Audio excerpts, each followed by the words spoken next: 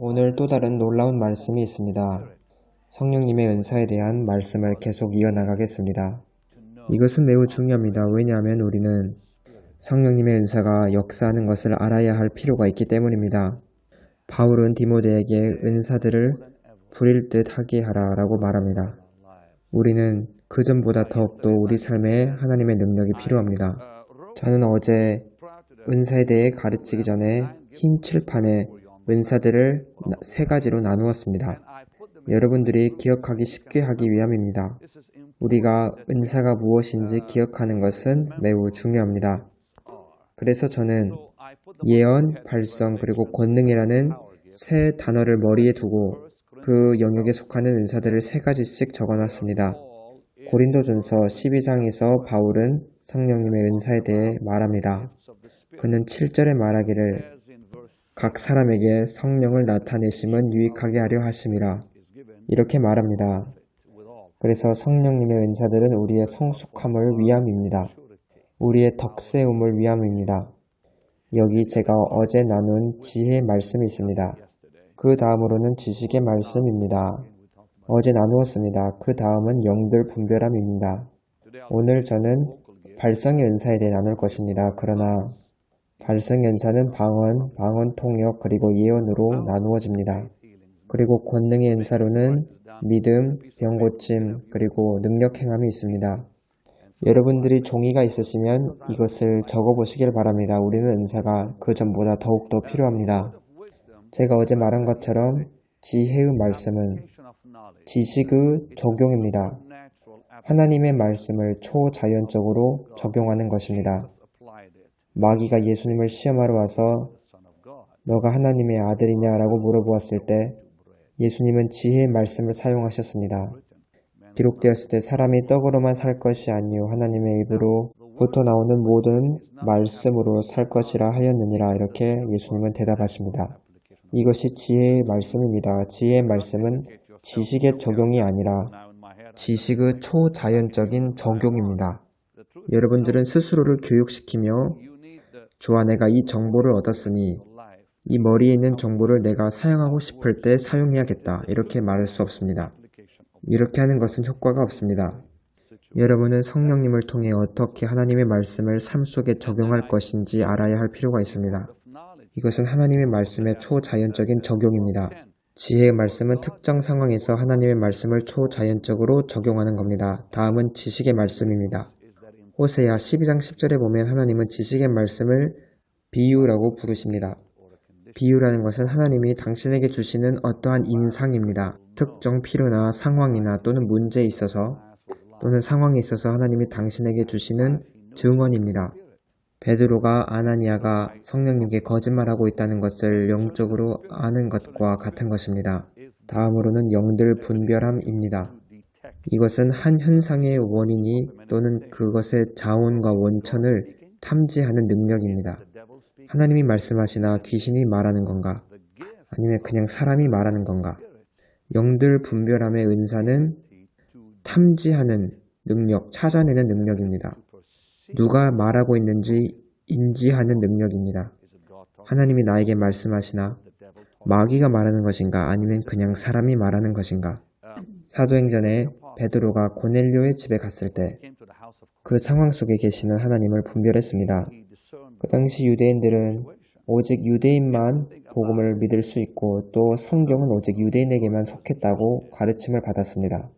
그래서 그 당시 유대인들에게만 복음이 전파됐습니다. 하지만 여기 고넬료라는 한 이방인이 베드로를 청해 자기 집에 와달라고 요청합니다.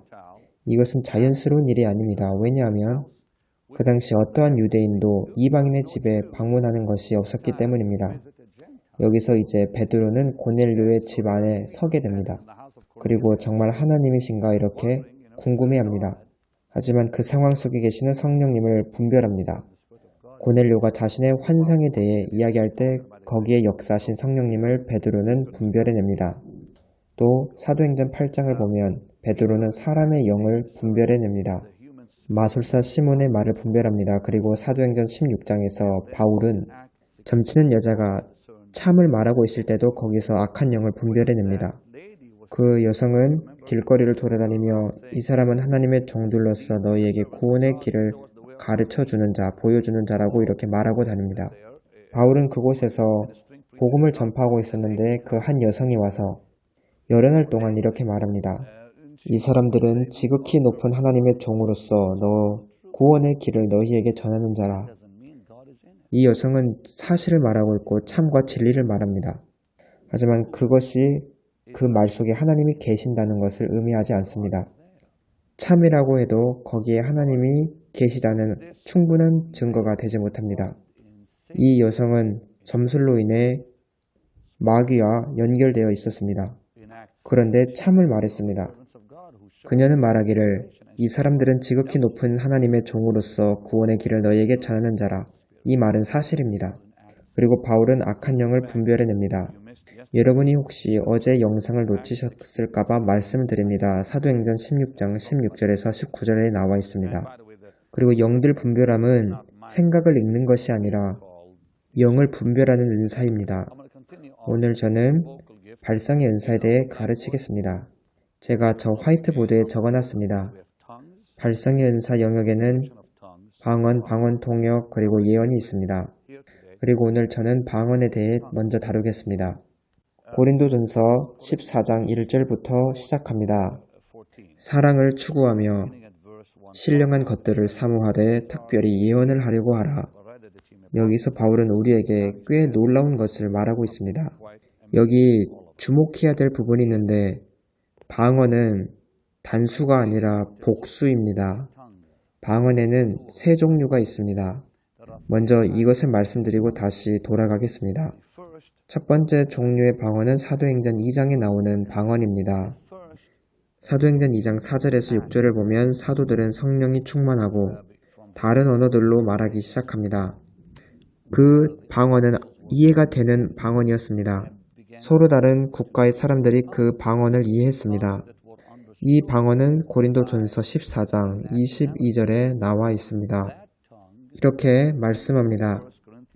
그러므로 방언은 믿는 자들을 위하지 아니하고 믿지 아니하는 자들을 위하는 표적이나 예언은 믿지 아니하는 자들을 위하지 않고 믿는 자들을 위함이니라. 이 일은 사도행전 2장에서 일어났습니다. 하나님께서 다락방에 모인 사도들과 제자들 120명에게 주신 은사인 방언이 사용되어졌을 때 이것은 증인으로서 또 증거로서의 역할을 감당했습니다. 이것은 믿지 아니하는 자들에게 보여주는 표적이었습니다. 성경이 말씀하는 세 종류의 방언이 있는데 첫 번째는 믿지 아니하는 자들에게 표적으로 나타나는 방언, 두 번째 방언은 기도의 언어로서의 방언으로 언급됩니다. 고린도전서 14장 2절입니다. 방언을 말하는 자는 사람에게 하지 아니하고 하나님께 하나니 이는 알아듣는 자가 없고 영으로 비밀을 말함이라. 그래서 우리는 세 종류의 방언이 있습니다. 첫 번째는 사도행전 2장에 보여진 방언입니다. 그들은 방언을 말하는데 다른 민족에서 온 사람들이 그 말을 이해합니다.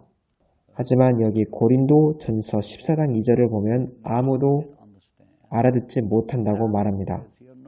다시 읽어드리겠습니다. 방언을 말하는 자는 사람에게 하지 아니하고 하나님께 하나니 이는 알아듣는 자가 없고 영으로 비밀을 말함이라. 이 방언은 사도행전 2장에 나오는 방언과 다릅니다. 왜냐하면 그 사람들은 방언을 이해했기 때문입니다. 그래서 14장 2절에 나오는 방언은 기도를 위한 방언입니다. 다른 종류입니다. 이것은 표적을 위한 방언이 아닙니다. 첫 번째 방언은 믿지 아니하는 자들에게 표적으로서 역할하는 방언이고 고린도전서 14장 2절에 나오는 방언은 기도를 위한 방언입니다. 기억하세요. 방언을 말하는 자는 사람에게 하지 아니하고 하나님께 하나니 이는 알아듣는 자가 없고 영으로 비밀을 말함이라. 우리는 이것을 영으로 하는 기도라고 부릅니다.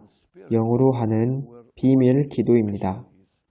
이제 세 번째 종류의 방언은 고린도전서 14장 20절에 언급되어 있습니다. 20절부터 28절까지를 보면 됩니다. 그런즉 형제들아 어찌할까 너희가 모일 때에 각각 찬송시도 있으며 가르치는 말씀도 있으며 계시도 있으며 방언도 있으며 통역함도 있나니 모든 것을 덕을 세우기 위하여 하라. 이제 27절입니다. 만일 누가 방언으로 말하거든 두 사람이나 많아야 세 사람이 차례를 따라 하고 한 사람이 통역할 것이요. 만일 통역하는 자가 없으면 교회에서는 잠잠하고 자기와 하나님께 말할 것이요. 이제 여기서 우리는 세 번째 유형의 방언을 보았습니다. 이것은 교회에서 공공의 사용을 위해 사용됩니다. 이 방언은 그리스도의 몸과 교통하기 위해 사용되어지며 반드시 통역되어져야 합니다. 그리고 이것이 통역되어지면 이것은 예언과 동일합니다.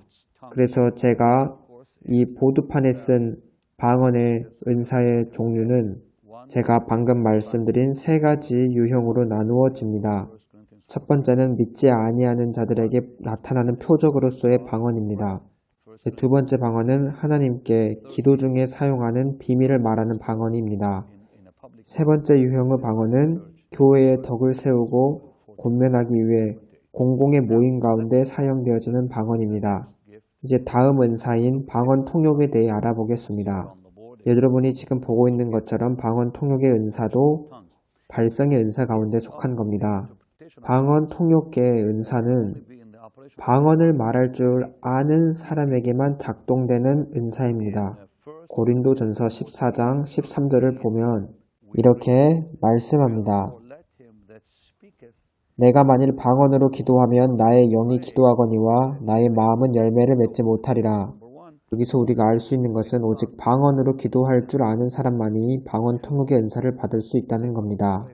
그리고 두 번째는 방언으로 기도하는 사람은 반드시 이 은사를 위해 기도해야 된다는 것입니다. 그리고 오직 기도를 통해서 이 은사가 부여받을 수 있습니다. 사실 성령의 9가지의 모든 은사는 기도를 통해 우리에게 주어집니다. 예배소서 1장 17절에서 우리가 본 것처럼 지혜의 말씀도 기도를 통해 오고 지식의 말씀 영들 분별함도 기도를 통해 옵니다. 왜냐하면 그들이 주님께 구하기 때문에 받는 것이기 때문입니다. 그리고 방언 통역도 기도를 통해 옵니다. 하나님의 말씀이 말하는 것은 방언 통역은 예언과 동일한 것이라는 것을 알려줍니다. 고린도전서 14장 3절을 보겠습니다. 그러나 예언하는 자는 사람에게 말하며 덕을 세우며 권면하며 위로하는 것이요. 방언을 말하는 자는 자기의 덕을 세우고 예언하는 자는 교회의 덕을 세우나니 나는 너희가 다 방언 말하기를 원하나 특별히 예언하기를 원하노라. 만일 방언을 말하는 자가 통역하여 교회의 덕을 세우지 아니하면 예언하는 자만 못하니라. 그래서 방언 통역은 예언과 동일한 기능을 가집니다. 이 은사도 기도로 옵니다.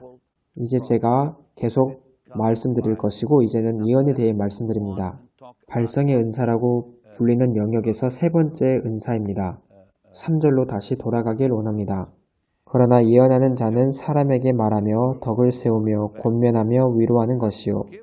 여기서 분명히 성경은 덕을 세우고 권면하며 위로하는 것이라고 말씀합니다. 제가 여러분들에게 더 자세히 알려주기 위해 칠판에 써가며 말씀드리겠습니다. 예언은 사람에게 덕을 세우고 권면하고 그 다음 위로하는 것이라고 말씀합니다. 이 세 가지가 반드시 예언의 은사를 따라다녀야 합니다. 만약 덕을 세우는 것이 없다면 그것은 예언이 아닙니다. 만약에 덕을 세우는 것이 없으면 또 권면하는 것이 없으면 예언이 아닙니다. 또 그 예언의 말에 위로하는 것이 없으면 그것은 예언의 은사가 아닙니다. 제가 말씀드린 것은 절대적으로 중요합니다. 만약에 어떤 사람이 주님이 당신에게 이 말씀을 전하라 하십니다 하고 아주 끔찍한 예언을 한다면 또 정죄하는 예언 그리고 두렵게 하는 예언 이런 것을 들으면 반드시 자신에게 질문하셔야 합니다. 내가 덕을 세움 받았는가? 내가 권면을 받았는가? 내가 방금 위로를 받았는가? 만약에 아니라면 무시하십시오.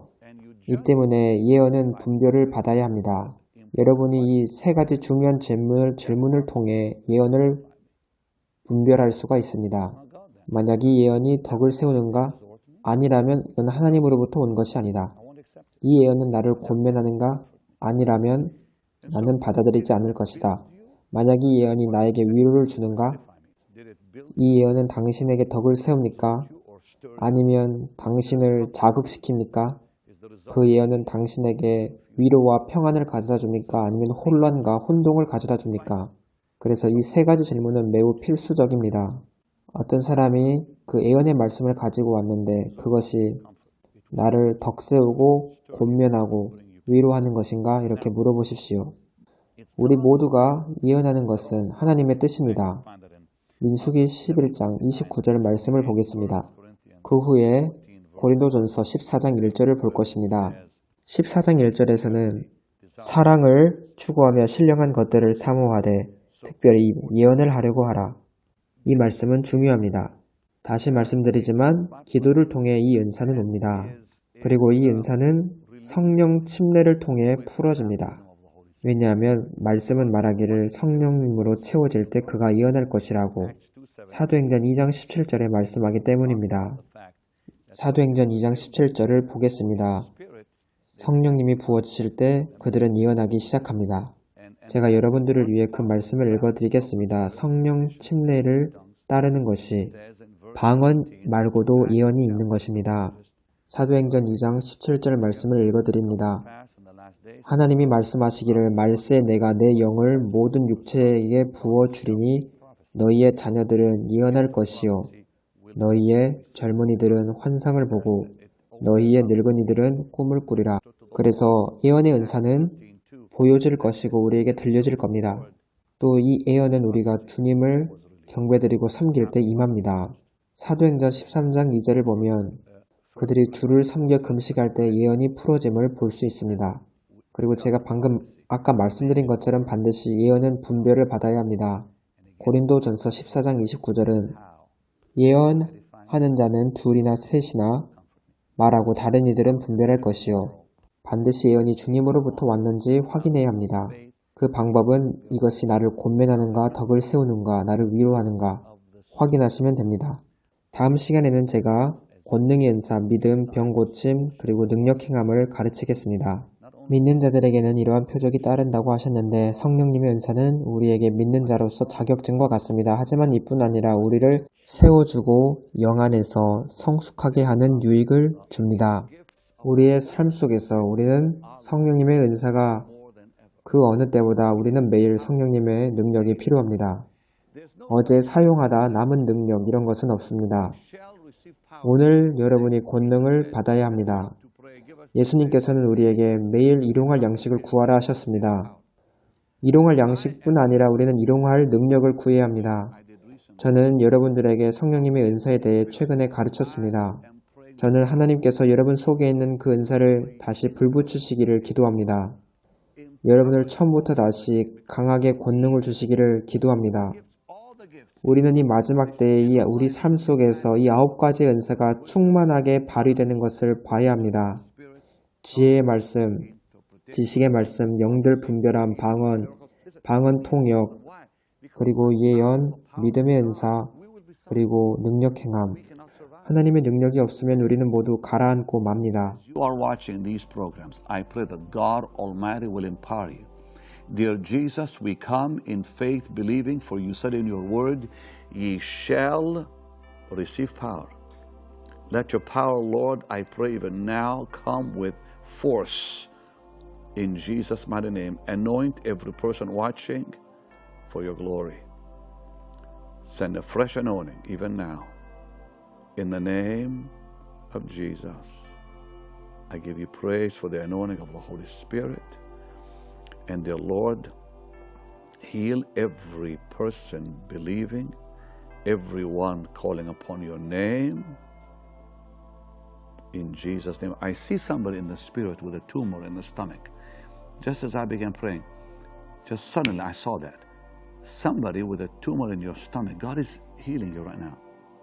Dear Jesus, I rebuke that tumor. I rebuke it in Jesus' mighty name. Cancer of the throat is being healed also. Cancer of the liver. There's an anointing for cancer right now. I'm telling you. Dear Jesus, if you have cancer, lay your hands on your body right now. Quickly, please. or have someone lay your hand on, if you're there with a friend or a family member, have him lay hands on you. Dear Jesus, in your mighty name, we rebuke the spirit of cancer today.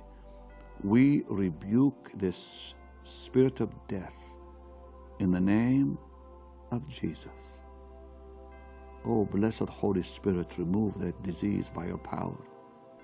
In Jesus' mighty name, bring healing and health. Bring resurrection power. Let your mighty power flow.